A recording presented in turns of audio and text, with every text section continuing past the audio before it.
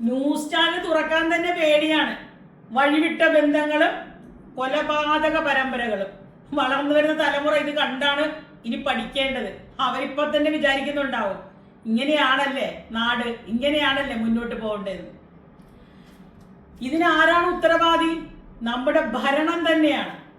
ഭരണം കഴിവുള്ളവനെ ഏൽപ്പിച്ചില്ലെങ്കിൽ നമ്മുടെ നാട്ടിൽ ഇതിങ്ങനെ തുടർന്നുകൊണ്ടേയിരിക്കും. അപ്പൊ ജനങ്ങളാണ് തീരുമാനിക്കേണ്ടത്. ജനങ്ങൾ മുന്നിട്ടിറങ്ങണം. ഇനി ജനങ്ങളെ കൊണ്ടേ കഴിയൂ നമ്മുടെ നാട് നന്നാക്കാൻ. കഴിവുള്ളവന്റെ കയ്യിൽ കൊണ്ടുപോയിട്ട് കൊടുക്കുക.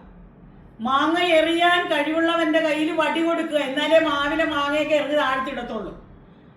അപ്പൊ നമ്മളായിട്ട് ഇത് തീരുമാനിച്ചൊരു തീരുമാനം ജനങ്ങൾ എടുത്തില്ലെങ്കിൽ നമ്മുടെ നാട് നശിക്കും. നശിച്ചു, ആദ്യം നശിച്ചു, ഇനി ബാക്കിയുള്ളതും കൂടെ നശിച്ചു പോകും. ഇനി ദൈവത്തിന് കോപം ദൈവം നശിപ്പിച്ചു കളയും. അപ്പൊ അതിനകത്ത് നല്ലവനും കൊള്ളാത്തവനും എല്ലാം ഉൾപ്പെടും. ദൈവത്തിന്റെ സ്വന്തം നാട് കേരളം എന്ന് പറഞ്ഞ അഭിമാനം കൊണ്ട് ജനങ്ങൾ ഇന്ന് പിഴച്ച നാട്, നശിച്ച നാട് എന്ന് പറയുന്ന ഒരു അവസ്ഥയിൽ എത്തിക്കഴിഞ്ഞു.